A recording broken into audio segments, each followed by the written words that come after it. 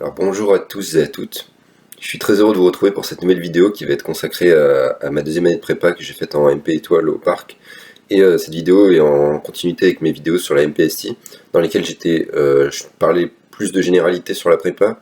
Ici je vais me focaliser plutôt sur ce qui a changé, c'est-à-dire les nouveautés de la deuxième année, et notamment l'aspect moral, parce que le moral en prépa c'est quelque chose d'hyper important, mais je trouve que finalement on n'en parle pas assez. On donne souvent des conseils sur la façon de travailler et autres, mais le moral c'est quelque chose qui est très peu abordé, et l'objectif c'est de vous montrer que en deuxième année il y a des baisses de morale, il y a des remises en question, mais malgré ça il y a des moyens de ne pas se décourager et de continuer à aller de l'avant. Et donc l'objectif dans cette vidéo c'est vraiment de vous donner un aperçu de ce que peut être la deuxième année de prépa, sachant que vous aurez, enfin, personne n'a les mêmes années que personne, mais ça vous donne une expérience, et je trouve qu'avoir un témoignage concret, ça permet de mieux visualiser et de moins craindre peut-être l'entrée en deuxième année.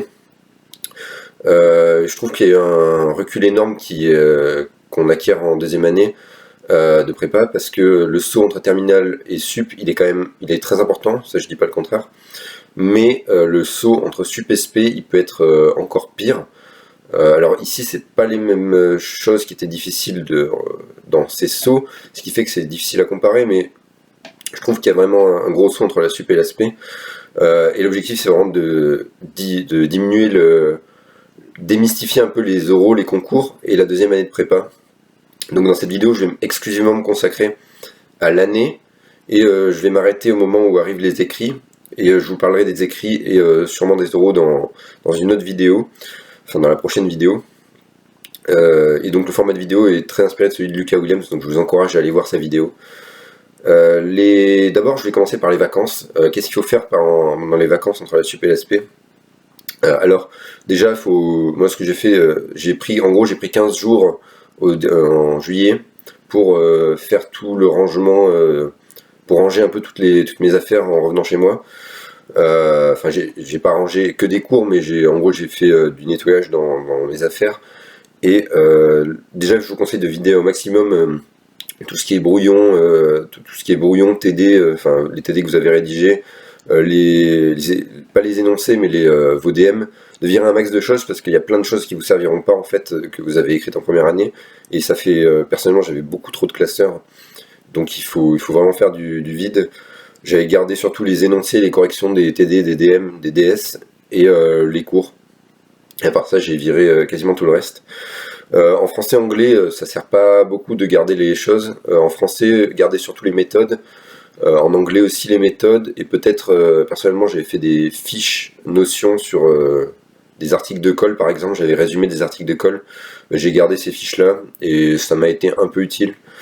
Mais vraiment, essayez d'arriver avec un minimum d'affaires en deuxième année, parce que déjà vous allez avoir à peu près la même quantité de cours, plus les... Enfin, si vous accumulez les deux cours en même temps, ça va être beaucoup trop important. Ensuite, reposez-vous, franchement, c'est hyper important de se reposer. Alors, moi je me suis peut-être reposé un peu trop longtemps, mais de mi-juillet à mi-août, j'ai rien fait en gros, scolairement. Enfin, j'ai rien fait, j'ai rien fait de scolaire, je me suis un peu renseigné sur les écoles, j'ai regardé des vidéos, j'ai fait toutes les choses en fait. Il faut essayer de faire dans cette période tout ce que vous aurez la flemme de faire pendant l'année, mais qui n'est pas scolaire. Par exemple, je sais pas, j'ai rangé les fichiers dans mon ordi parce que c'était un peu le bordel. J'ai refait ma trousse, ce qui manquait, ce qui allait pas. S'occuper de tout ce qui est administratif.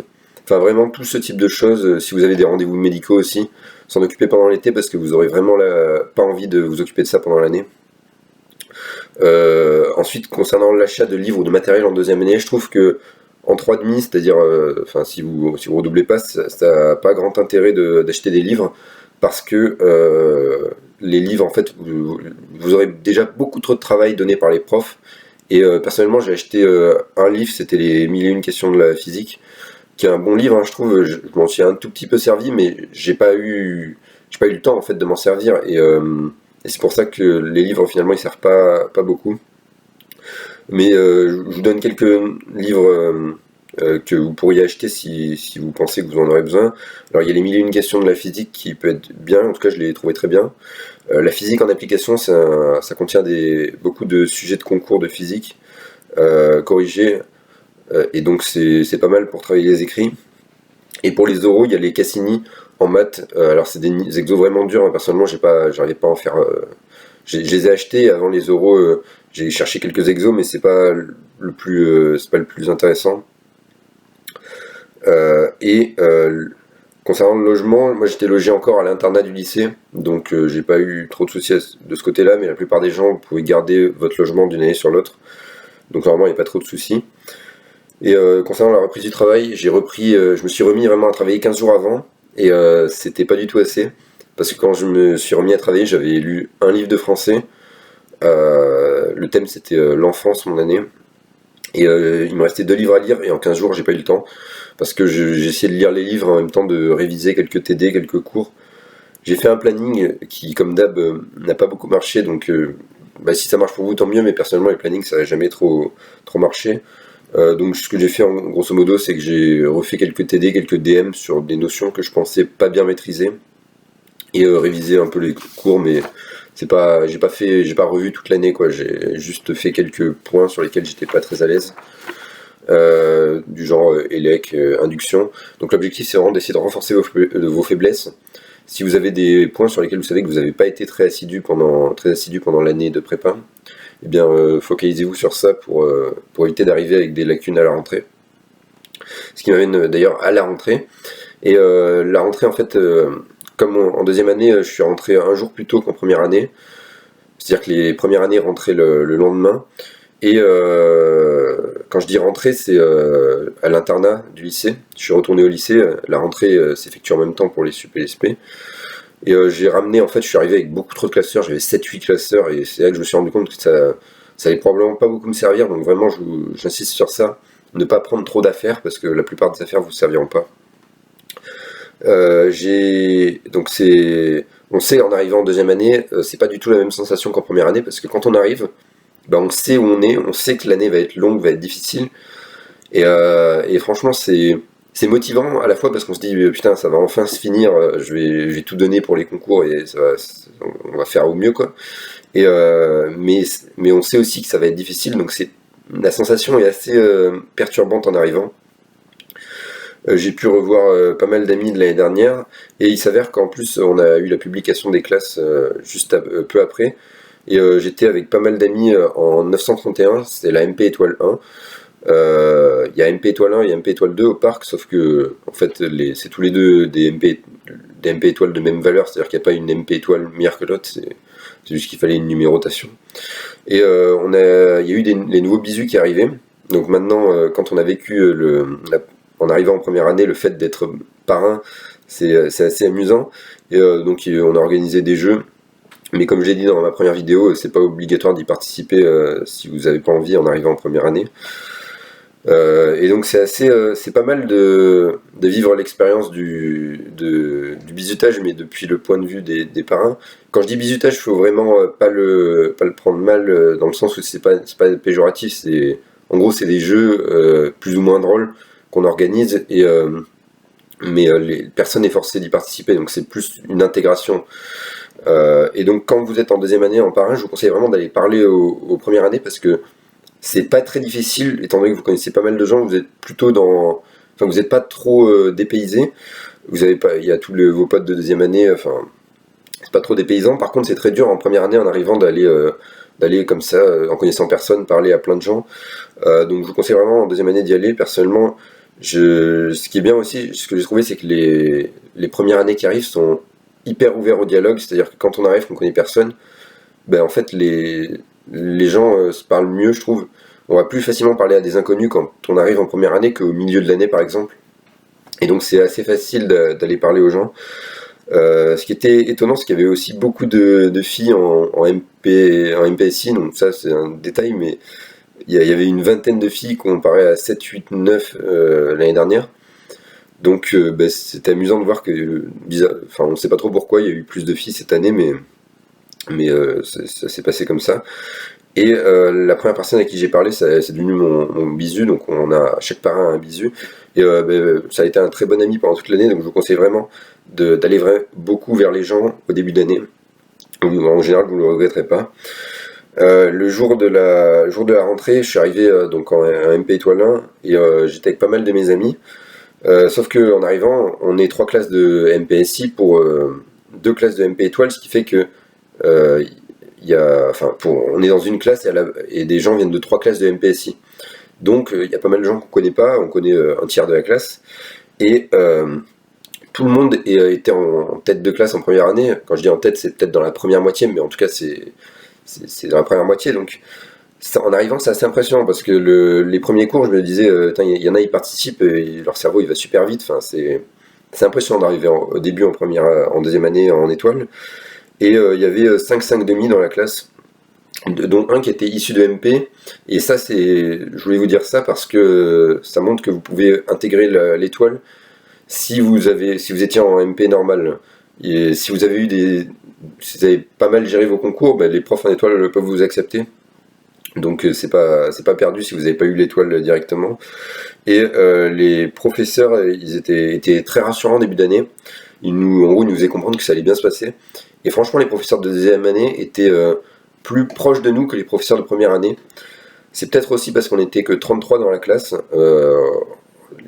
Comparé aux classes de sup où on était 45, là on était 33 en étoile. Donc c'était vraiment bien. Et les profs nous vendaient vraiment du rêve. En gros, ils allaient nous dire que l'année allait bien se passer, qu'on allait avoir des super cours. Enfin, franchement, c'était très motivant en début d'année. On pouvait aller les voir aussi en cas de baisse de morale ou quand on avait du mal à gérer l'organisation, ils étaient là pour nous répondre. Donc il y a vraiment un suivi hyper personnalisé en deuxième année, encore plus qu'en première année. Parce que la classe était plus petite et aussi parce que c'est l'année des concours. Donc les profs sont vraiment là pour qu'on réussisse au mieux.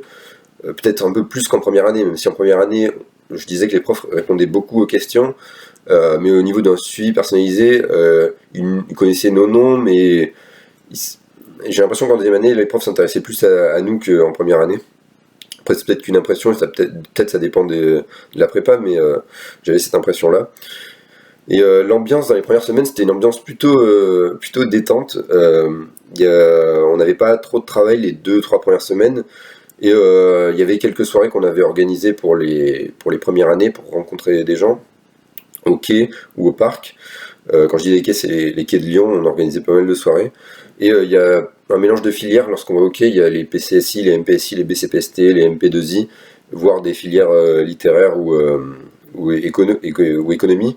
Et donc je vous conseille vraiment d'aller aux premières soirées pour s'intégrer parce qu'il y a tellement de filières, tellement de personnes que même si on est un peu perdu au début, c'est là qu'on rencontre beaucoup de gens et même des personnes d'autres filières.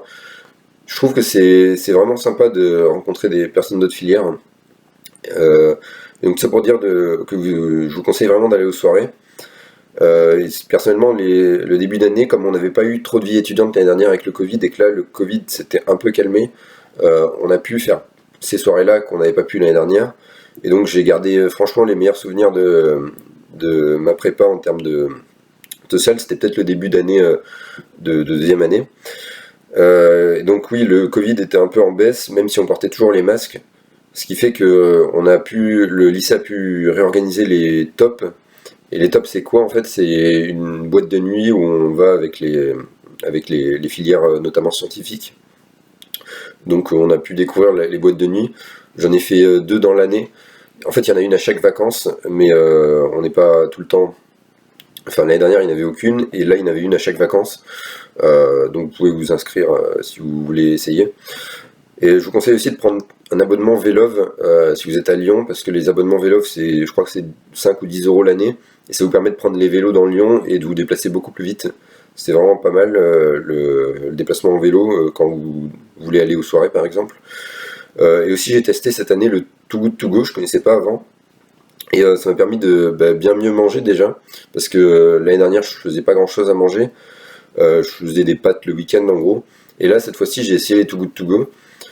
Si vous connaissez pas, le principe est simple, c'est que chaque commerçant a des invendus en fin de journée, qui sont des produits qu'on peut manger, c'est juste qu'il n'a pas réussi à les vendre. Et donc ils font des gros paniers pas très chers qu'on peut aller acheter Et donc il y a beaucoup de nourriture pour pas très cher. Ce qui fait que j'ai pu... En plus c'est de la bonne nourriture souvent, c'est des restaurants ou des boulangeries par exemple. Donc j'ai pas mal utilisé ça. Et j'ai fait la vraie cuisine, ce que j'appelle la vraie cuisine, c'est-à-dire que c'est pas de la grande cuisine, mais j'ai cuisiné des choses, j'ai pas fait seulement des pâtes avec mon bisu. On était deux à faire la cuisine et c'était beaucoup plus motivant qu'être seul en première année. Enfin, personnellement, en première année, je cuisinais seul et c'était pas très motivant. Je vous conseille vraiment de cuisiner à deux parce que d'une part, ça fait économiser de l'argent parce que quand vous achetez de la nourriture, souvent c'est des portions pour deux, donc ça vous permet d'économiser.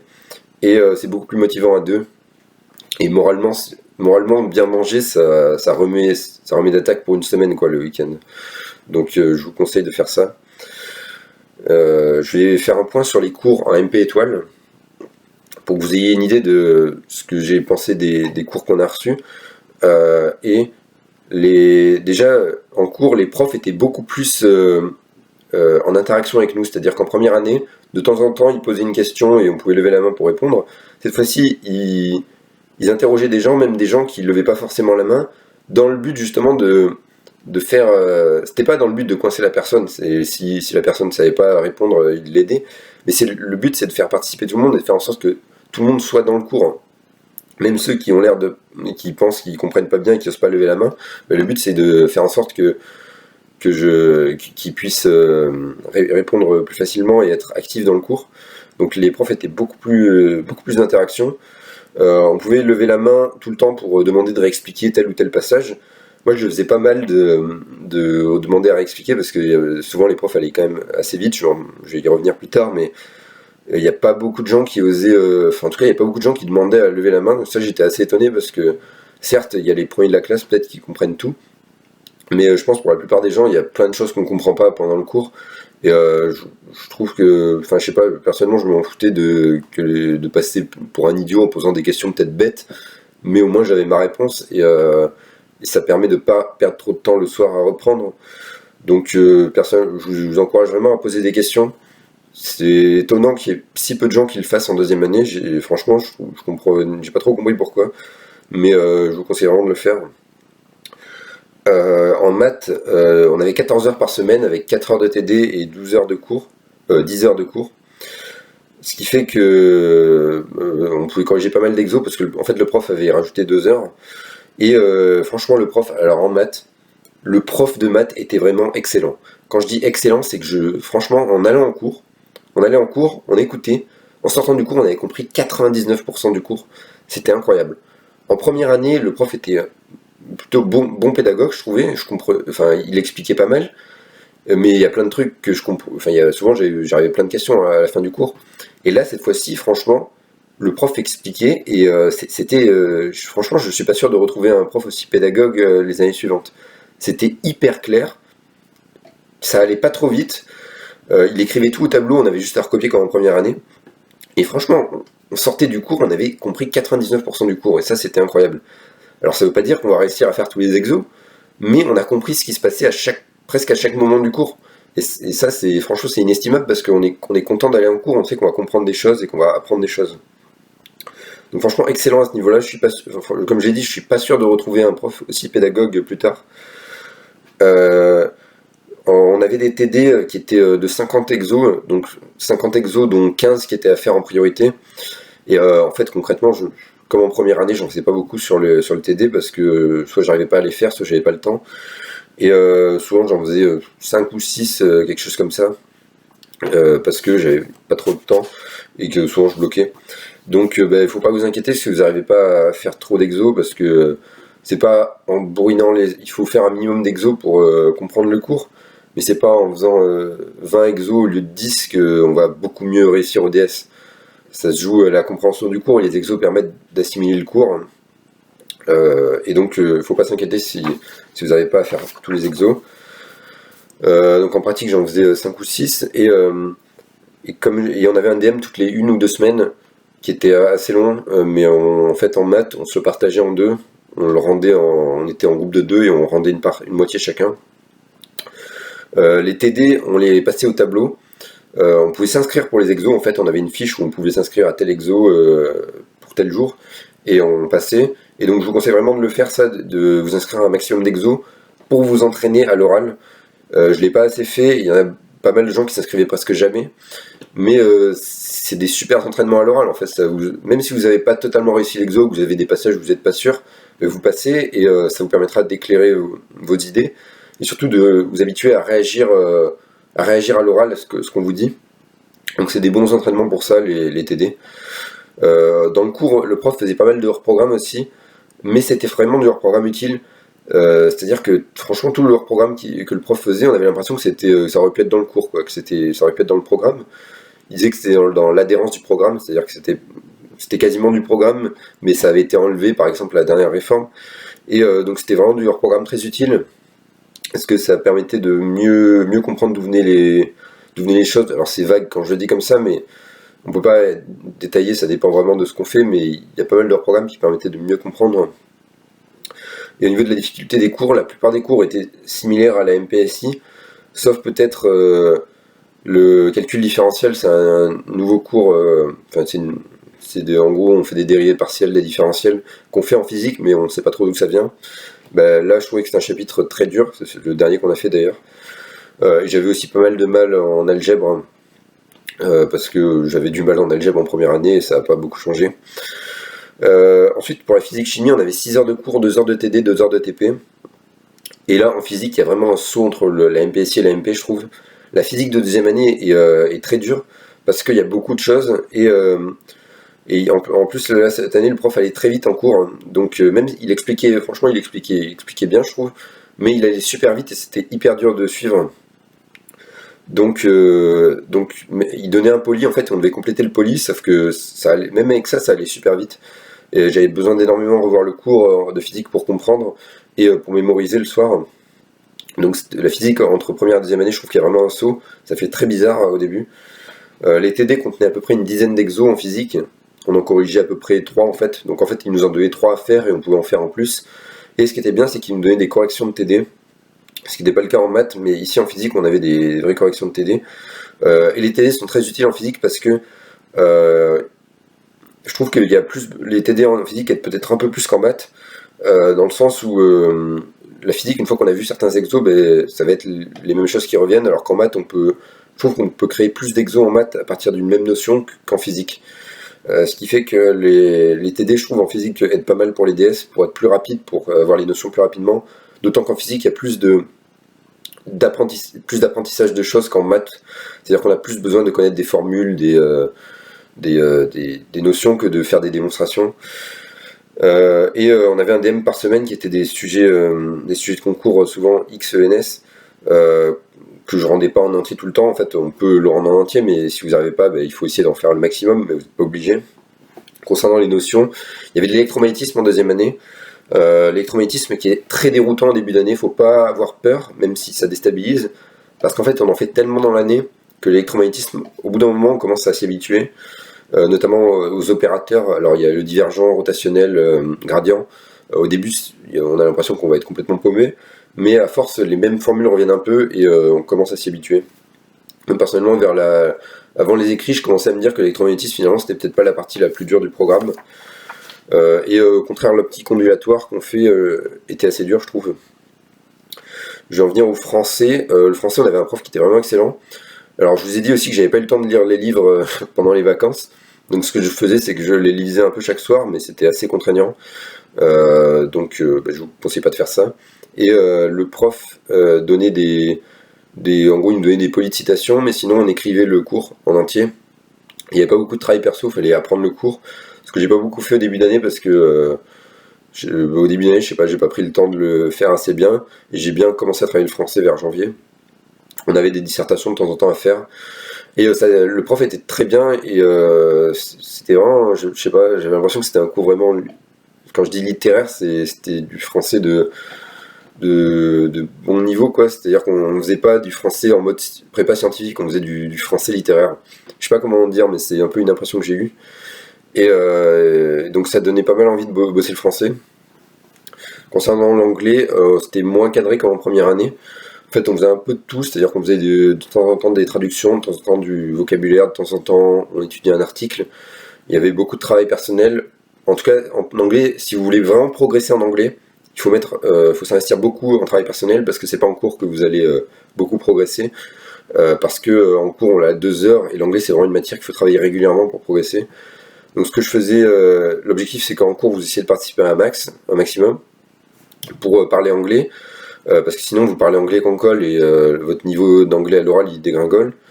Et la veille il faut essayer de suivre un peu l'actualité, comme ça vous suivez au moins la veille l'actualité pour le lendemain pouvoir en parler à l'oral. Et l'anglais, personnellement c'était une de mes matières un peu fortes parce que je l'ai travaillé, je trouve. C'est-à-dire que je suis pas bilingue, je suis pas allé dans des pays anglophones pendant des longues durées, mais je l'ai travaillé pas mal pendant l'année régulièrement et je trouve qu'on peut vraiment progresser en travaillant beaucoup l'anglais. Quand je dis beaucoup, c'est pas beaucoup en heures d'affilée, c'est beaucoup en créneaux. Il faut essayer de travailler peu, mais sur beaucoup de créneaux chaque jour. Et j'essaie de résumer des articles assez régulièrement.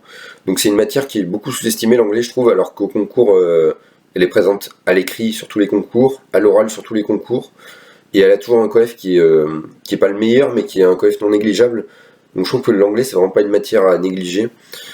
Ensuite, j'ai fait option informatique. Donc l'option informatique continue en deuxième année.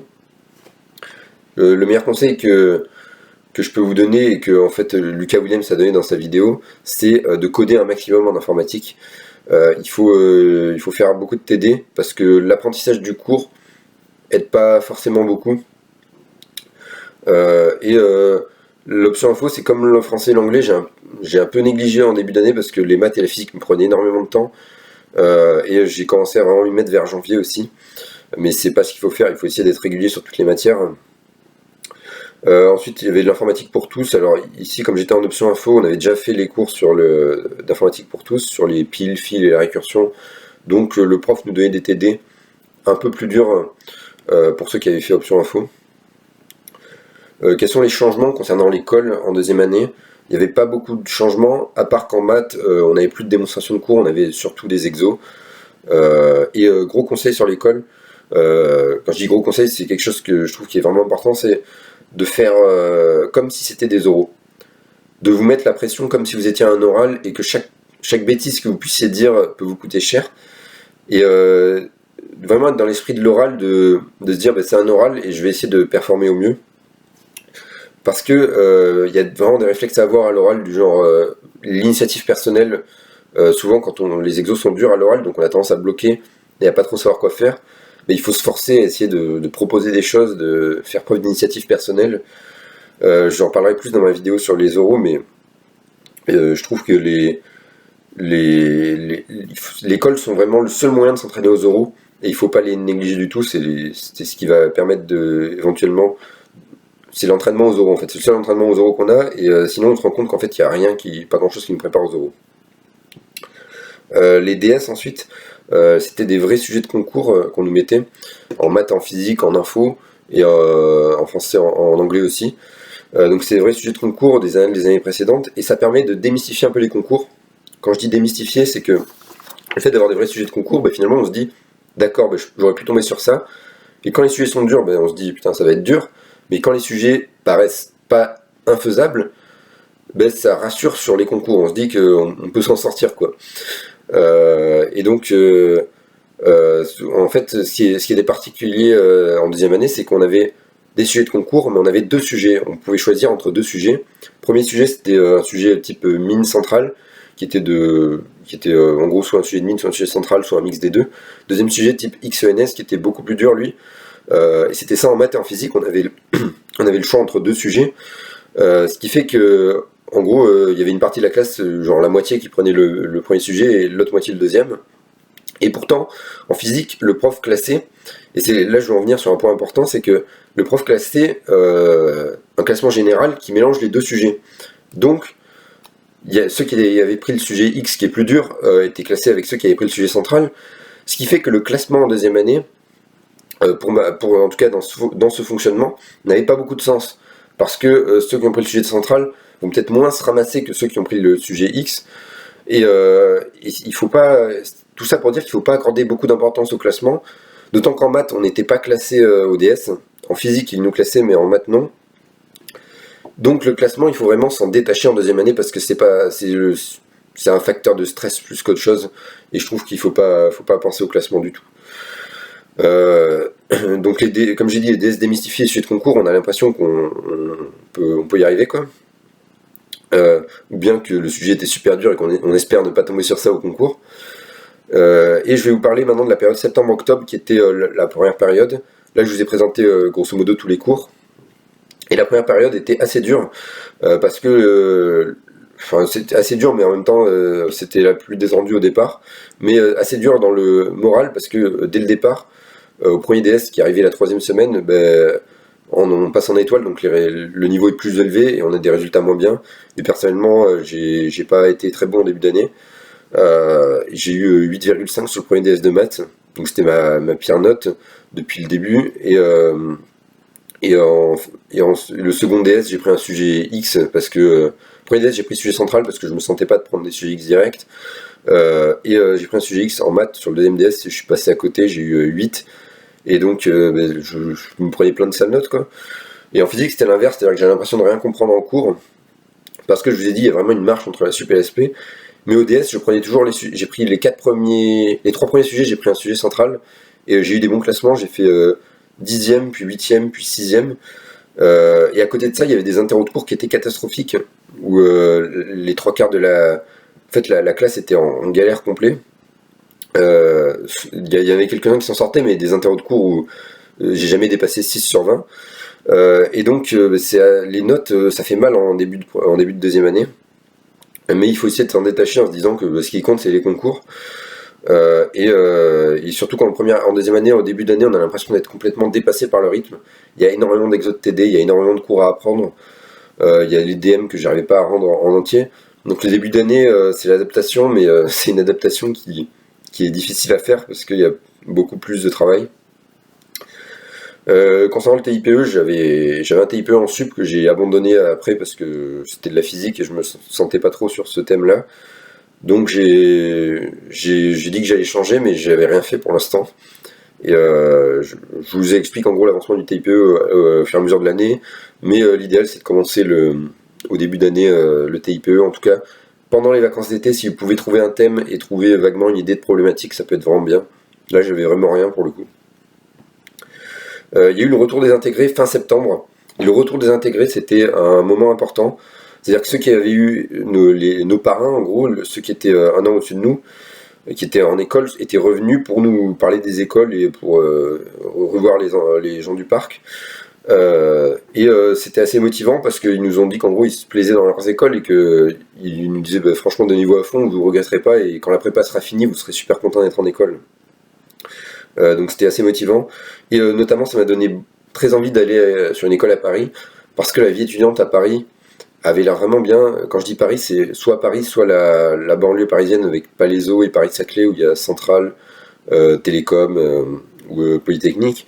Donc les écoles à Paris me donnaient vraiment envie, en tout cas la vie étudiante à Paris.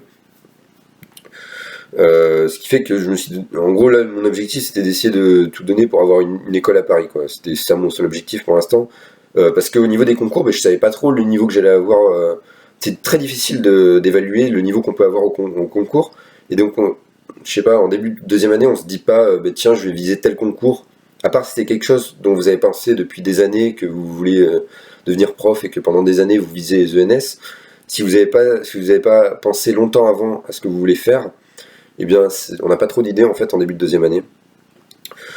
Avant les vacances, on a fait un repas de classe avec ma classe de première année et un autre repas de classe avec les profs de la MP Étoile 1. Et ça, c'était assez marrant parce que on se dit, c'est un peu. Personnellement, j'avais jamais fait de repas avec des profs et là, c'était assez amusant de voir que les profs venaient au repas de classe. Et ça a commencé à créer une ambiance de classe. On était 3 classes différentes dans la même MP Étoile. Donc au début d'année, on restait plutôt avec les gens qu'on connaissait de première année, mais au fur et à mesure, il y a vraiment une ambiance de classe qui s'est créée et ça se fait naturellement. Donc ça pour vous dire aussi qu'il y a une très bonne ambiance au parc, que ce soit en première année ou en deuxième année. Les gens se soutiennent vraiment. Je vais en venir à la méthode de travail. La phrase qui m'est revenue à l'esprit beaucoup de fois dans l'année, pour gérer tout ce qui est travail. Ici, je vais vous présenter les nouveautés concernant la méthode de travail, et la phrase qui m'est revenue au mieux, le plus souvent, c'est « faire au mieux ». Quand je dis faire au mieux, c'est que faire au mieux, ça dépend que de soi. C'est on donne ce qu'on peut. Alors que si on se dit « faut que je fasse tel TD, faut que je finisse ce DM », mais ça dépend pas que de vous.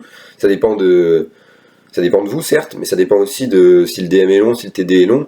Alors que si on dit faire au mieux, il faut avoir le sentiment qu'on se donne au maximum, et on a moins l'impression on culpabilise moins, ce qui peut être embêtant si on se donne pas à fond, mais ça permet de vraiment relâcher un peu la pression, de se dire faire au mieux.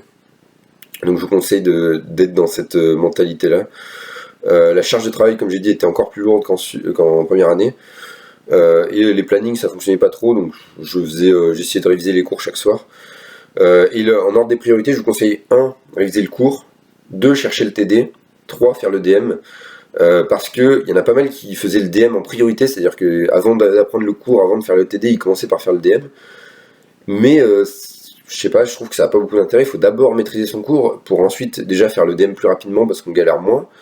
Et ensuite, quitte à choisir entre le DM ou le cours, il faut mieux apprendre le cours, comme ça au DS on n'est pas démuni, plutôt que le DM. Personnellement, je ne traitais pas beaucoup les DM. Quand je dis pas beaucoup, c'est que souvent je faisais 50% au moins, parce que les sujets étaient difficiles. Mais c'est important c'est important d'en faire une partie, mais je trouve qu'il faut d'abord privilégier le cours. Et comme on peut pas tout faire, en deuxième année on peut vraiment pas tout faire, faut se focaliser sur le plus important, à savoir le cours. Donc essayez de pas s'acharner aussi sur un DM si vous voyez que vous perdez énormément de temps. Il faut pas s'acharner sur des choses. Il faut essayer de couvrir l'essentiel des devoirs qu'on a à faire en négligeant pas de matière, sans s'acharner sur un DM, sur un TD, parce que s'acharner sur quelque chose en général, ça amène toujours à perdre beaucoup de temps. Je vous donne un conseil de régularité aussi. Il faut être vraiment régulier sur l'apprentissage du cours, c'est-à-dire qu'en allant en cours, il faut que vous ayez révisé au moins une fois le cours le dernier cours, en maths et en physique, puisque si vous faites une impasse, comme j'avais dit sur ma dernière vidéo, c'est un cercle vicieux et vous n'en sortez plus. Donc réviser avant chaque cours et faire des fiches, comme j'en ai parlé dans ma première vidéo, que je continue à faire, des fiches où en gros on s'interroge, on a un mot et on doit trouver la suite. Je vous renvoie à ma dernière vidéo si vous ne l'avez pas vue. Et les programmes de colle et peuvent servir aussi de fiches. Alors ensuite, quand je dis régularité, aussi régularité en français-anglais, parce qu'en français-anglais, c'est des matières qui comptent beaucoup au concours, et souvent qu'on ne travaille pas beaucoup en première année. Personnellement, j'ai commencé à y travailler vers le milieu d'année, genre janvier, et j'en faisais après le soir, parce que si vous devez travailler le français et l'anglais, en tout cas si vous devez travailler entre par exemple, je sais pas, 21h et 23h, ou 21h et 22h30, eh bien c'est beaucoup plus productif de faire du français et de l'anglais, parce que vous êtes moins fatigué mentalement, et ça permet. Et le français et l'anglais sont des matières où on a besoin de beaucoup mémoriser des choses, assimiler, et ça se fait très bien le soir. Donc privilégier les matières littéraires le soir avant d'aller dormir. Au niveau de la méthode de travail, c'est sacrifier son sommeil pour réviser une leçon avant un DS. Ça c'est quelque chose il y a quand même pas mal de gens, je trouve, qui le faisaient, alors que c'est contre-productif à long terme. On y sent que la prépa c'est un marathon, c'est pas un sprint, et en particulier la deuxième année, il faut pas commencer à sacrifier son sommeil, parce qu'en arrivant au concours, ça peut coûter cher, et surtout que quand on révise un cours alors qu'on est fatigué, en général on le retient un jour et pas plus. Donc c'est vraiment une stratégie qui réussit pas à long terme. Il faut éviter aussi de faire des impasses majeures. J'aime bien l'expression prendre le taureau par les cornes, c'est-à-dire que dès que vous voyez que vous avez quelque chose que vous maîtrisez pas bien, typiquement vous êtes en deuxième année, vous avez quelque chose de première année que vous maîtrisez pas bien. Moi, un DS au début d'année, j'avais oublié ce qu'était le théorème du moment cinétique, enfin j'arrivais plus à l'énoncer bien. Directement combler cette lacune, parce que vous allez réviser votre cours et vous comblez la lacune. Parce que le problème de ces lacunes-là, c'est que là, vous êtes en deuxième année. Donc si vous arrivez au concours avec une lacune comme ça, qui peut être moins importante, mais si vous tombez dessus, ce sera des points perdus alors que vous auriez pu les sauver. L'objectif, c'est vraiment de combler les lacunes, et vous n'allez pas tout... Ce qu'il faut garder à l'esprit, c'est qu'avant les concours, vous n'aurez jamais le temps de tout réviser, tout passer en détail. Donc il faut combler les lacunes au fur et à mesure et faire un travail de fond au fur et à mesure, pour éviter d'arriver avec des lacunes au concours.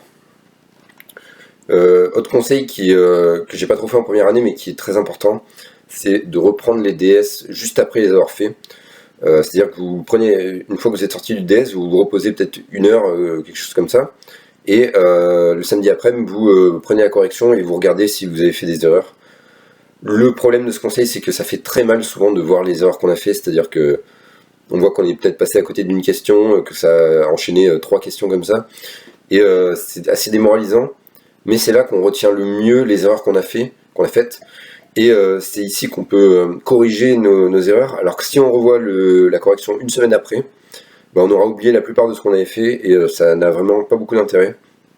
Donc essayez de regarder les corrections des DS assez rapidement, peut-être si vous trouvez que ça fait trop mal juste après, peut-être le lendemain, mais en tout cas une semaine après, les corrections sont pas très utiles parce qu'on n'est plus dedans, on a oublié le sujet. Donc je vous conseille de regarder les corrections de DS. Et enfin, les TD à plusieurs sont il faut essayer de faire les TD à plusieurs. Parce que tout seul, ce que j'ai pas mal fait au début d'année, j'ai pas assez fait les TD à plusieurs. Là aussi, je vous dis à chaque fois que j'ai pas bien fait ça. C'est quelque chose que au fur et à mesure de l'année, c'est des choses qu'on ne fait pas, qu'on se rend compte au fur et à mesure de l'année que c'est une bonne façon de faire. Et là, en l'occurrence, faire les TD à plusieurs, ça permet de perdre beaucoup moins de temps. Souvent, vous bloquez sur un moment, mais si vous êtes 3, vous avez beaucoup moins de chances de bloquer. Et ça évite d'attendre la correction le lendemain et de bloquer et de ne pas pouvoir avancer. On pouvait aussi envoyer des mails aux profs, mais ça prend plus de temps que si vous travaillez à plusieurs. Et vous retenez beaucoup mieux la correction en ayant cherché que quand vous voyez la correction le lendemain qui se déroule. Donc chercher les exos à plusieurs, ça c'est vraiment important. J'en ai fini pour la méthode de travail, maintenant je vais arriver à la période novembre-décembre, qui était une période difficile mais pas la plus dure, parce que les concours sont encore loin. C'est-à-dire que dès qu'on passe pas durant l'année sabbatique des concours, eh ben on a l'impression que, pas l'année sabbatique, dès qu'on n'est pas dans l'année des concours en gros, eh bien, on a l'impression qu'ils sont loin. C'est-à-dire qu'en janvier, on a l'impression que les concours sont beaucoup plus proches, alors qu'en décembre, on avait l'impression qu'ils étaient très loin.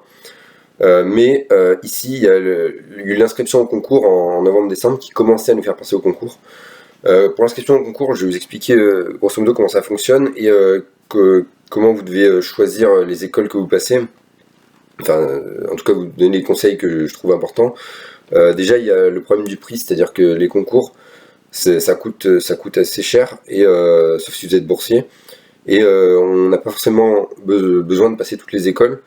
Donc les mines, pour les boursiers, je vais dire, les mines étaient gratuites, l'X était gratuit, les centrales, elles coûtaient 5 ou je sais plus 15 euros par centrale peut-être, mais c'était pas hors de prix, alors que c'est 100 euros je crois si vous n'êtes pas boursier. Les ENS c'est gratuit pour les boursiers et pour les non boursiers. Et si vous n'êtes pas boursier, les polytechniques c'est 100 euros et les mines c'est 300 ou 400 euros, je sais plus exactement. Donc c'est un prix. Mais le plus cher essentiellement c'est centrale, si vous passez toutes les centrales. Donc je vous conseille de sélectionner les centrales.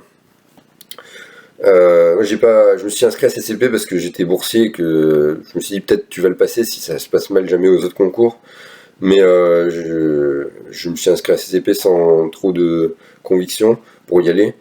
Il y a Mines Télécom, mais sinon, il faut savoir aussi qu'il faut éviter de s'inscrire à trop de concours parce que sinon vous allez avoir 4 semaines de concours, et 4 semaines de concours c'est long.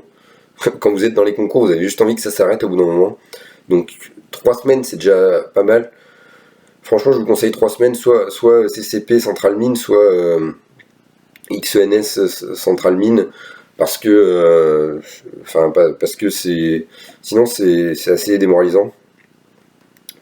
Au niveau de l'ADS, donc moi je me suis inscrit à Mine, Centrale, X et à CCP Mines Télécom, mais parce que j'étais boursier, sinon je pense que je me serais seulement inscrit aux mines, à quelques centrales et à Polytechnique. Le choix de l'ADS, pour l'X on doit choisir l'ADS, c'est-à-dire si on va le passer en maths ou en physique. Si vous ne connaissez pas l'épreuve, en gros on a un document scientifique qu'on doit analyser pendant 2 heures, puis on fait une présentation orale, un peu comme un exposé.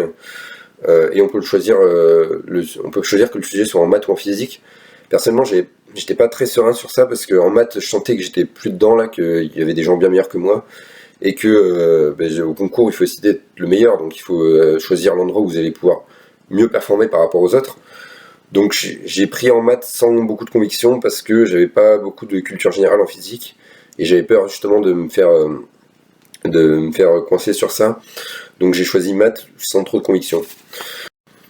À la fin de la période novembre-décembre, j'ai eu un gros regain de motivation, notamment à force de me renseigner et avec le retour des intégrés, j'avais de plus en plus envie. L'X me faisait de plus en plus envie. Alors l'X c'est Polytechnique. Et jusque-là, en fait, je me disais, c'est une école prestigieuse qui a l'air bien, mais pas plus, quoi. Enfin, je me sentais pas d'avoir le niveau et tout. Et là, au retour des intégrés, il y avait notamment des intégrés qui, apparemment, avaient pas des super notes pendant l'année et qui avaient quand même réussi à l'avoir. Et je me suis dit, en fait, ça se trouve, ça se joue certes au niveau qu'on a, mais ça se joue à la motivation. C'est-à-dire il faut se donner les moyens. Et ça me paraît, je me dis, c'est pas du tout gagné, mais si je me donne à fond, j'ai peut-être une chance, quoi. Donc, je me suis mentalement, avec deux autres camarades qui eux aussi visaient l'X, on a commencé à être vraiment en mode se donner à fond pour l'avoir. Et c'était assez motivant parce qu'on était trois à viser, en tout cas à avoir très envie de cette école. Et donc on se motivait pas mal. Et ce que j'ai fait, c'est que j'ai commencé à vraiment m'intéresser aux épreuves de l'X. En anglais, je travaille pas mal depuis le début d'année, mais j'ai commencé à apprendre plus de vocabulaire, à réviser des articles, à voir des articles plus régulièrement, pour essayer d'avoir une bonne note à l'épreuve d'anglais, parce que j'avais l'impression que l'épreuve d'anglais c'est peut-être la seule épreuve où je pourrais avoir vraiment une bonne note. Donc j'étais dans l'optique d'essayer d'avoir une bonne note en anglais, et je suis allé à la piscine de temps en temps aussi, parce que si jamais j'étais admissible, à l'oral il y a une épreuve de natation, et je savais pas faire le crawl. Donc je savais faire la brasse, mais je me suis dit on va essayer d'apprendre le crawl d'ici là. Je me suis dit vraiment, puis aussi c'est motivant quoi, la piscine. La piscine ça repose pas mal, et faire du sport ça permet d'être plus en forme, donc je me suis dit c'est un bon plan. J'ai eu aussi un regain de motivation parce que en maths j'avais repris des sujets centrales, et ça se passait mieux. En physique j'ai pris un sujet X pour la première fois au 4ème DS. Et j'ai réussi, là j'étais trop content, j'ai fait 4ème de la classe, et c'était un 4ème sur un sujet X, donc je me suis dit putain c'est bien quoi, genre je me suis dit putain j'aurais jamais cru être capable de faire ça, d'autant qu'il y en a qui sont bien meilleurs que moi dans la classe, et j'étais pas du tout 4ème, mais c'est un DS qui s'était bien passé, et parce que j'avais été, en gros j'avais pas trop perdu de points, et donc je me suis dit putain c'est possible en fait en étant hyper sérieux et en étant carré sur la rédaction, en faisant les choses bien, d'avoir des très bonnes notes quoi. Donc j'étais assez content, ça m'a beaucoup remotivé, et je me suis dit on va tout faire pour tenter l'X. Puis aussi j'avais vu la vidéo de Lucas Williams qui m'avait aussi beaucoup motivé pour cette école. Je vous conseille d'aller la voir si vous l'avez pas vue. Et en janvier-février, c'était la fin du premier semestre. Donc ici, jusqu'à là ça se passait assez bien l'année. C'est-à-dire que mais en arrivant au début de l'année, en janvier, on a l'impression que les concours sont vraiment très proches, et on se rend compte que ça va pas être possible de tout revoir quoi. C'est là qu'on se dit en fait il reste 4 mois, parce que ça commence vers mi-avril, et donc en fait on n'aura pas le temps de tout revoir, et jusque là c'est quelque chose, on se dit on aura toujours une période où on va pouvoir repasser sur pas mal de choses, et là on se rend compte qu'en fait ça va pas être le cas, que on va peut-être avoir quelques lacunes et qu'il faut essayer d'en avoir le moins possible. Donc là je me suis vraiment dit dès que tu vois que tu as une lacune, tu corriges ça rapidement. C'est-à-dire que l'objectif c'est pendant l'année, là, si je vois que je maîtrise plus de tel chapitre, d'essayer de combler cette lacune, et éventuellement de faire des révisions de cours, mais ça prend beaucoup de temps de réviser tout un cours. Je vais en revenir au TIPE, où jusque là j'avais toujours rien, sauf qu'à partir de maintenant il fallait rendre des livrables. C'est-à-dire qu'il y a notamment en gros on doit présenter vite fait notre projet, donc j'avais pas grand chose à présenter. Donc ce que j'ai fait, c'est que je me suis vraiment mis au TIPE là. En tout cas, dans la première phase, j'ai emprunté un bouquin sur les probabilités parce que j'avais envie de faire des probabilités, j'aime bien, et j'avais l'impression que on pouvait faire pas mal d'algorithmes dessus.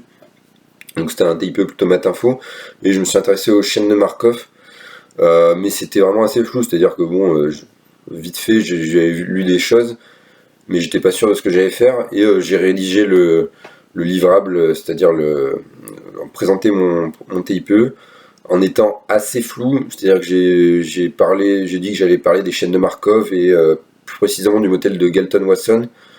En fait, on modélise l'évolution d'une population qui part d'un individu et qui peut donner naissance à un ou plusieurs autres individus avec certaines probabilités.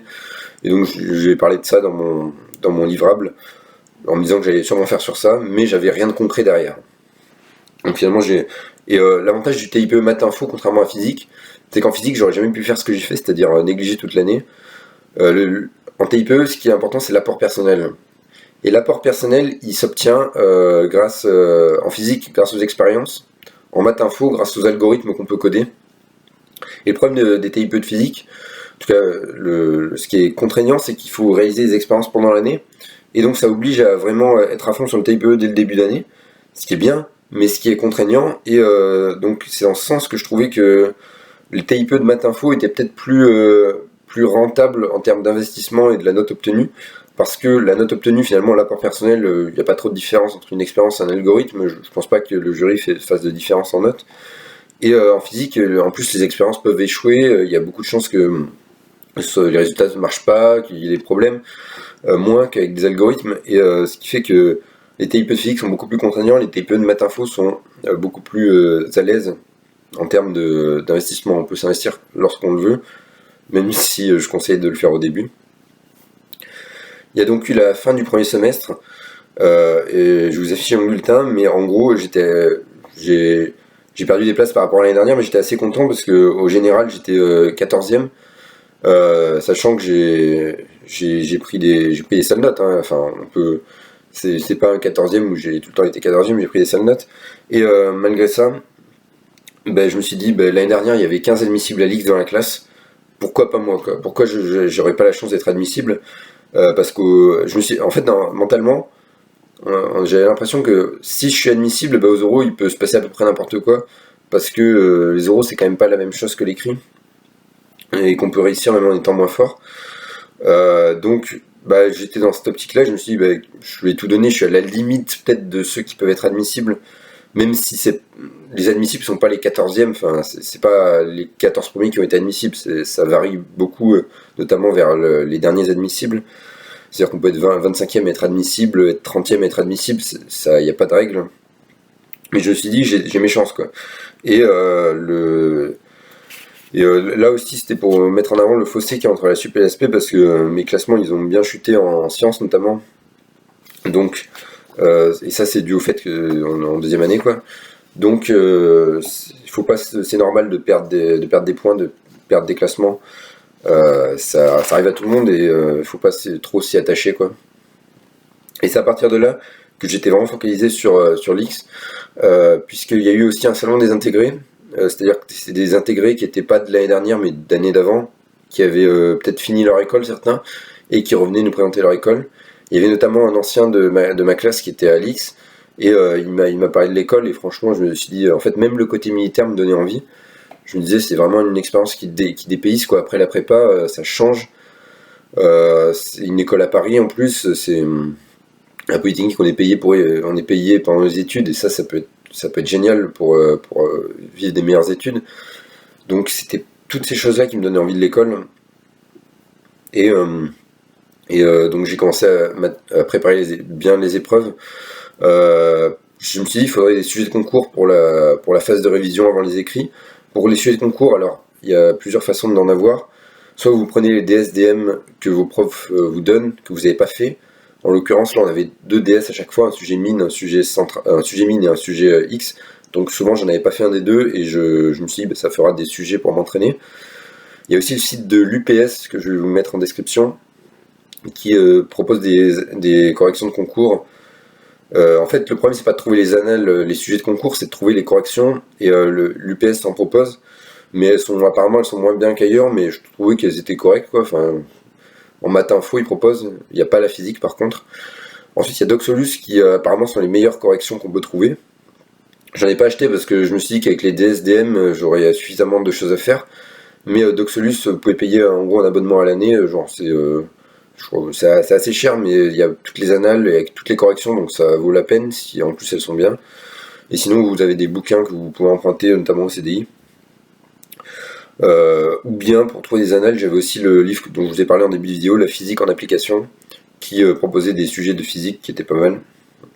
Et ce que j'ai commencé à faire, c'est en regardant la vidéo de Lucas Williams, il parle notamment d'un moment qu'il trie les sujets de concours selon les thèmes. Mais je me suis dit, je vais faire pareil, comme ça je pourrais focaliser sur les points que je maîtrise moins bien.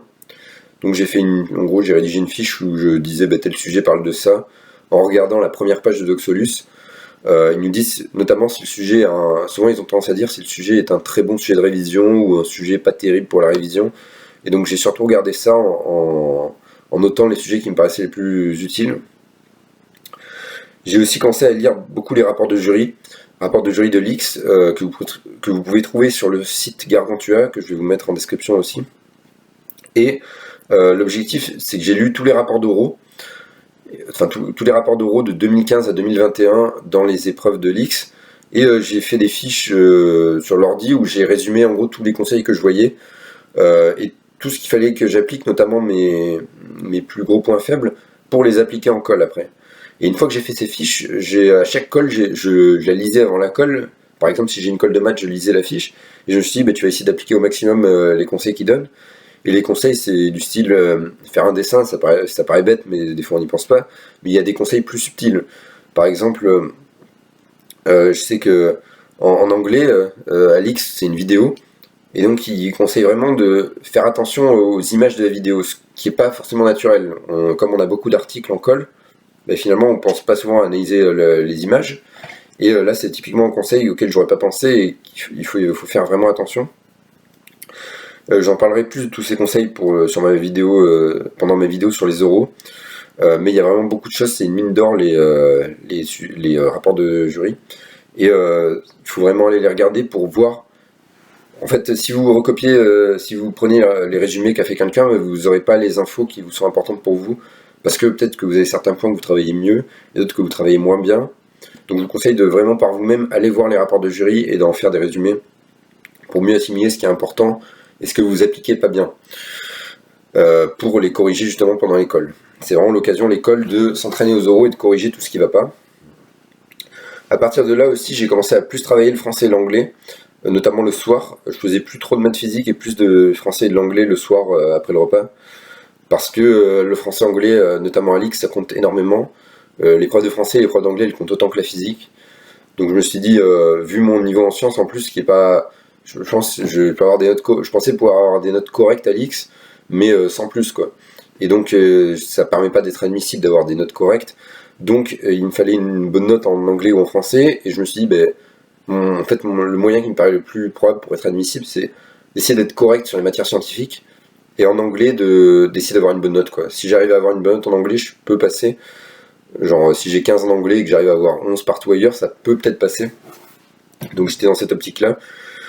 Donc j'ai travaillé pas mal les matières littéraires. Et l'objectif maintenant, c'était de prendre des sujets X à chaque DS. Ça, c'est important si vous visez XENS, c'est de vous habituer à être confronté à un sujet qui va être déstabilisant. Les sujets X, ils sont difficiles et surtout ils sont assez déroutants. C'est-à-dire que si à un moment vous décrochez du sujet, vous êtes plus trop dedans, en fait c'est fini après. C'est-à-dire que vous ramassez complètement, la note chute. Donc c'est des sujets où il faut vraiment être... c'est assez déroutant, et si vous ratez un moment, vous allez chuter, parce que vous n'arrivez plus à rien faire ensuite. Donc il faut essayer de s'accrocher au maximum. Et un bon moyen pour ça, c'est de s'entraîner pendant l'année. Et personnellement, je l'ai vu, parce que les premiers sujets X en maths, j'ai repris des sujets X au bout du 5ème DS. J'en avais déjà pris un au début d'année où j'ai eu 8 sur 20, et là j'avais que des notes entre 7 et 8. Et j'étais dans les derniers en maths, quoi. Donc c'est là que je me suis rendu compte qu'en fait le classement que les profs donnent, il est biaisé. Parce qu'au début de l'année, je prenais des sujets centrales, donc j'avais des meilleures notes, donc j'avais un meilleur classement. Et là, je prenais des sujets X, j'étais dans les derniers des sujets X, et donc ça détruit le classement. Et là, moralement, c'était assez compliqué. Parce que je me suis dit, ça va pas passer, en fait, c'est compliqué, quoi. Et c'est là que l'idée de la 5,5 commence à venir. Et je vais en parler, ça. Quelle doit être l'attitude face à la 5,5 pendant l'année de 3,5. Il faut se dire que Déjà, il faut y penser. En fait, il faut y penser une fois. Est-ce que je serais capable de faire 5 demi pour avoir telle école? Et ensuite, il faut plus jamais y penser. Parce que le fait de penser à la 5 demi, on se dit que finalement, quand on est souvent on a des moments où on est en difficulté, on va pas avoir la motivation de travailler, et si on pense à la 5 demi, ben on va se dire, bah non, mais de toute façon, je vais faire 5 demi, donc là, je peux me permettre ça. Et ça, c'est vraiment la mauvaise attitude, parce qu'en faisant ça, on se donne pas à fond, et on réduit nos chances d'intégrer en 3 demi. Donc moi, ce que je me disais, c'est que à un moment, je me suis dit, j'ai peut-être un niveau insuffisant pour l'X en 3 demi, ça va peut-être pas, je vais peut-être même pas être admissible, et donc, ce que je me suis dit, c'est 5 demi, finalement, est-ce que je ferai 5 demi pour retenter X? Et ça, j'y ai pensé une fois, je me suis dit, bah, ça dépendra des autres concours. Si j'ai pas des écoles, si je vois que je peux m'améliorer sur les autres concours, bah, je pourrais faire 5 demi. Mais à partir de là, une fois que je me suis dit ça, il faut se forcer à se dire, bah non, je vais pas faire 5 demi, je vais me donner à fond, et je vais tout faire pour intégrer en première année. Et donc, ce que j'ai fait, et je suis tout le reste de l'année, je me suis dit, bah non, quand c'était dur, je me suis dit, bah là, tu travailles, et tu vas pas faire 5 demi, tu vas intégrer là, tu vas pas perdre un an bêtement parce que tu t'es pas donné à fond. Donc c'était l'optique dans laquelle j'étais. Et d'ailleurs là c'était assez dur aussi parce que j'ai attrapé le Covid pendant 2 jours. Donc j'étais KO et j'ai pas pu travailler. Mais à la fois c'est peut-être bête, mais je me suis dit bah il vaut mieux l'attraper là que pendant les concours. Donc je me suis dit au moins c'est fait et j'aurai moins de chances de l'attraper pendant les concours. Donc ça c'était fait. Puis est arrivée la dernière période, mars-avril, et là en gros c'était la descente aux enfers là, parce que les concours sont super proches. J'avais l'impression de ne pas être prêt du tout. J'avais pas quasiment rien révisé parce que c'est compliqué de réviser des cours tout en suivant les cours que les profs font en ce moment. Donc là c'était le début de la fin en fait, et il y a eu la journée porte ouverte qui était un bon moment. On a pu présenter en tant que deuxième année, on a présenté le lycée aux futures premières années. Donc je vous conseille d'y aller si vous envisagez d'aller, enfin le lycée que vous voulez intégrer, je vous conseille d'aller faire cette porte ouverte parce que ça permet vraiment ça remotive à fond et ça donne vraiment envie d'aller en prépa quoi, de parler aux gens. À partir de cette période, on a enlevé les masques aussi. Enfin, en tout cas, c'était plus obligatoire, donc on a quasiment dans la classe tous enlevé. Et donc bah, c'était assez amusant de revoir les visages des gens. Et là, on se rend compte qu'en fait, le masque nous a dépaysés pendant 2 ans, on a vu personne, et d'un coup on peut revoir les visages des gens, et c'est assez déroutant au début, mais finalement c'est normal. Et voilà, c'était une petite remarque comme ça, où c'est assez déstabilisant ce moment où on enlève tous les masques alors qu'on a passé 2 ans avec. TIPE, j'ai toujours pas avancé en cette période, parce que j'avais rendu les livrables, et je me suis dit, bah, là c'est les écrits qui arrivent, t'as pas le temps. Donc je me suis dit, bah, après les écrits, je m'occuperai de ça, même si là ça commence ça a l'air vraiment chaud quoi, de faire un TIPE après les écrits. Et là, mes notes se sont effondrées sur tous les DS en fait. En maths, j'avais, comme j'ai dit, 7-8 sur tous les sujets X. Parce que j'allais pas très vite parce que je bloquais surtout sur les questions. Et j'étais pas très efficace dans la rédaction. Donc là, c'est dur, mais je me dis, ben, on va apprendre de ses erreurs et je vais essayer d'améliorer ma rédaction. Il y a notamment un DS où j'ai eu la même note, mais j'ai amélioré ma rédaction, c'est juste que j'avais fait moins de quantité. Donc j'étais content de progresser sur ça au moins. Et en physique c'est là que c'est la chute aussi, parce que je vous ai dit que premier semestre j'ai fini le dernier DS, j'ai fait 4ème sur un sujet X, donc j'étais super content parce que j'avais été à peu près solide sur le sujet X. Et le DS d'après, j'ai minoré en fait. Et donc là là mentalement c'est super dur quoi. Parce que déjà j'ai jamais minoré, donc la première fois qu'on minore ça fait bizarre. Et c'était un sujet de méca qui était de psy, qui était spécifique à Ulm. Donc c'était un sujet, franchement, il y a une question, ils auraient pu la découper en 4 questions sur des sujets centrales mines, et je galérais sur toutes les questions, j'étais perdu, c'était sur l'effet, ça parlait de la masse inertielle en fait, et de la masse non inertielle, ben, j'ai minoré quoi, et je me suis dit putain mais c'est pas possible quoi, de 4ème à minorant, et mentalement c'est horrible, honnêtement c'est horrible ce moment-là, parce qu'on se dit mais qu'est-ce que j'ai fait, pourquoi j'ai... Enfin, voilà, quoi, mais bon, je me suis dit, bah, ce qui compte, c'est au concours, et bah, ça arrive de rater des DS. Là, il est particulièrement raté, mais ça arrive.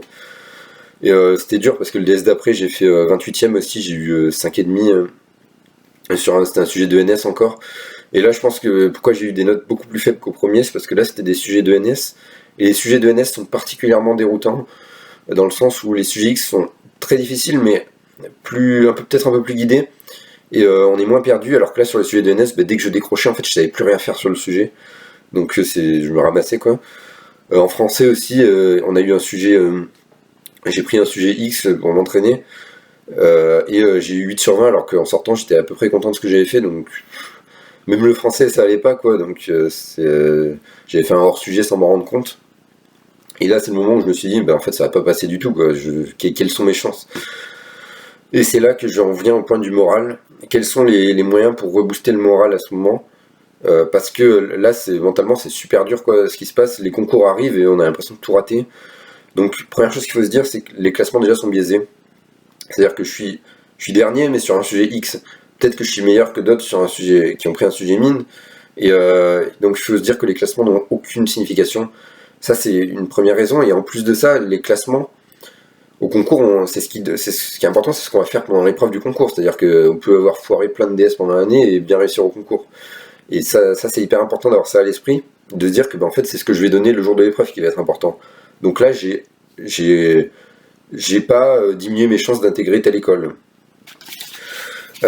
Ensuite, troisième conseil, c'est qu'il faut essayer de regarder le progrès, c'est-à-dire que si vous commencez à vous comparer aux autres, notamment quand vous êtes en classe étoile, vous allez vous dire qu'il y en a des 100 fois meilleurs que vous, et c'est pas la chose à garder à l'esprit. Il faut plutôt regarder la progression. Qu'est-ce que j'ai mal fait sur un dernier DS et qu'est-ce que j'ai pu améliorer. Par exemple, moi, c'était la rédaction. En maths, même si j'ai eu des notes pourries, j'ai amélioré ma rédaction. Donc il faut décorréler ces objectifs de la performance des autres, parce qu'il y en a qui sont toujours meilleurs que nous, mais on ne pourra jamais les battre. Donc il faut essayer de pas trop regarder ça et plutôt de regarder ses progrès à soi. Et aussi, si vous avez un moyen de décompresser, je vous conseille d'aller vous détendre dans ces moments-là où c'est dur après une minoration ou une mauvaise note. Nous, comme on avait le parc de la Tête d'Or, je suis allé pas mal pour me détendre et pour me dire que finalement c'est pas grave, quoi. Je suis en prépa, on est matrixé par l'ambiance prépa. Et en fait, faut se dire que la vie c'est pas que ça, quoi. C'est pas parce qu'on a des mauvaises notes que la vie est nulle. Et même avec ça, l'année c'est très mal fini parce que le dernier DS de maths, c'était un sujet de maths A de l'X de 2021, c'est-à-dire l'année d'avant. Et là, c'était le pire sujet de maths, c'est-à-dire que c'était de l'algèbre générale. Le stress était au maximum, j'étais complètement perdu, j'ai sauté des tonnes de questions. Chaque fois que je voyais une question, je bloquais, je sautais. Et j'ai eu 6 sur 20, j'ai minoré. J'ai minoré aussi en maths, là. Donc là, c'est juste avant les concours, c'est un sujet typique de ce que je visais. Et je me suis dit, voilà, quoi, tant pis, je vais faire mon mieux au concours, on verra bien. Il faut éviter à ce moment-là de se dire il faut que je sois admissible. Chose à garder à l'esprit, c'est il faut faire de son mieux et pas se dire il faut que je sois admissible, parce que il faut que je sois admissible, ça dépend de soi, mais ça dépend aussi du concours, comme j'ai dit. Ça dépend des difficultés, ça dépend de la performance des autres, ça dépend de tonnes de choses. Et donc vous pourrez vous en vouloir alors que vous avez peut-être donné le meilleur, que vous avez peut-être fait au mieux. Donc justement, ce qu'il faut se dire, c'est faire au mieux, parce que là, ça dépend que de soi. Et on se dit, je vais gérer au mieux, même si ça se passe mal, je vais faire en sorte que ça se passe le moins mal possible. Et donc, c'est dans cette optique que j'étais. J'en viens à la préparation aux écrits. Ça, c'était les 3-4 dernières semaines. Il y avait 3 semaines à la fin. On a achevé le programme en une semaine et demie avant la fin des cours. Et après la fin des cours, on avait une semaine et demie de révision tout seul. Sachant que les concours démarraient avec les mines vers le 20 avril. Donc moi, mon optique là, c'était de faire au mieux, d'essayer de corriger, de couvrir l'essentiel du programme en sciences et d'être bon en français-anglais. Donc ce que j'ai fait, c'est que les matières littéraires, j'ai travaillé chaque soir et j'alternais, j'apprenais du vocabulaire, des fois en anglais, des fois je révisais mon cours de français, j'apprenais des citations. Le soir, c'est vraiment bien d'utiliser les matières littéraires. En français, j'apprenais des citations et aussi j'ai appris des amorces. Ça, c'est pas mal, des amorces et éventuellement des ouvertures. Le prof nous avait donné une fiche où on avait des références, enfin des citations d'auteurs en lien avec le thème, mais qui n'étaient pas au programme. Et donc ça, on peut pas s'en servir dans la dissertation, mais au niveau d'une amorce en début de dissertation ou d'une ouverture en fin de dissertation, ça peut être utile. Donc j'en ai appris pas mal en me disant que si le sujet était en lien avec une des citations que je connais, je la placerais. Ça peut faire une bonne impression. Ça coûtait pas grand chose, donc c'est ce que j'ai fait. En anglais, en ayant lu les rapports de jury de l'X, en fait, il paraît que la langue compte énormément, enfin le niveau de langue, plus le niveau de langue que les connaissances. Donc ce que j'ai fait, c'est que j'ai appris de nombreux proverbes, pas mal d'adverbes, et j'ai commencé à faire des fiches sur des thèmes. J'en ai fait une sur l'environnement, avec les articles qu'on avait eus pendant l'année ou autre. Mais j'en ai fait qu'une sur l'environnement, en gros j'ai pas eu le temps d'en faire d'autres. Et je me suis dit, bah, il vaut mieux se focaliser sur le vocabulaire que sur les autres trucs, parce que c'est ce qui est le plus important. Ça c'était pour les matières littéraires. Et en sciences, qu'est-ce que j'ai fait pendant les 3 dernières semaines? Là, on n'avait plus de cours, le programme était fini. Donc ce qui était bien, c'est que j'ai pu pas tout réviser, mais on n'avait plus le cours à suivre, 2 cours à suivre en même temps. Donc j'ai essayé de reprendre des cours, et notamment la première année. Sauf que la première année c'était long. Donc j'ai pris les programmes officiels et j'ai vérifié chaque point si je savais des choses dessus, ou en tout cas si j'étais pas trop rouillé. Et donc c'est ce que j'ai fait en IPT, en info, en maths et en physique. En revanche, pour le programme de deuxième année, j'ai révisé les cours de deuxième année. Pas tous, mais il m'en restait 4 ou 5 en gros. Et j'ai essayé de reprendre vraiment la deuxième année parce que ça tombe plus au concours. En informatique pour tous, c'est pas très coefficienté. Ce que je vous conseille, c'est de... Là, je vais faire matière par matière, je vais vous donner les conseils pour la révision. Les algorithmes, il faut essayer de commencer par les algorithmes, de réviser tous les algorithmes au programme, être sûr que vous savez faire rapidement, du genre dichotomie. Dichotomie, c'est un truc tout bête, mais souvent on galère à le refaire. Ensuite, refaire quelques TD éventuellement, et j'ai révisé aussi les bases de données qui tombent tout le temps au concours. Là, les bases de données, c'est vraiment des points qui sont gratuits si vous avez bien appris votre cours, donc je vous conseille de les réviser. Au niveau de l'option informatique, le problème c'est que j'étais pas très bon en ça, parce que j'aurais pas dû déjà prendre l'option informatique, c'était une erreur je pense. Et c'est un gros coef à l'écrit de l'X, c'est autant que la physique. Et là, ce que j'ai fait, c'est que comme je ne travaillais pas beaucoup en début d'année, j'ai pris les cours un par un et j'ai lu les cours une fois. Mais surtout, j'ai appris les algorithmes au programme comme en informatique pour tous, et j'ai refait des TD. Une TD sur les parcours de graphes, sur les tris, pour essayer d'être solide et d'avoir les idées vite en programmation. Parce que les questions théoriques, on ne peut pas vraiment s'y préparer, ça peut être très variable. En revanche, la programmation, c'est souvent les mêmes idées d'algorithmes qui reviennent, donc ça peut être bien de vraiment s'entraîner à refaire les algorithmes. Finalement, je me disais, bon, à la fin, j'étais à peu près content de ce que j'avais. Je pensais que j'avais un niveau correct, quoi. Surtout sur les derniers DS, j'avais eu des notes correctes, donc je me suis dit, bon, si j'arrive à avoir une note correcte, genre 12 ça me va, quoi.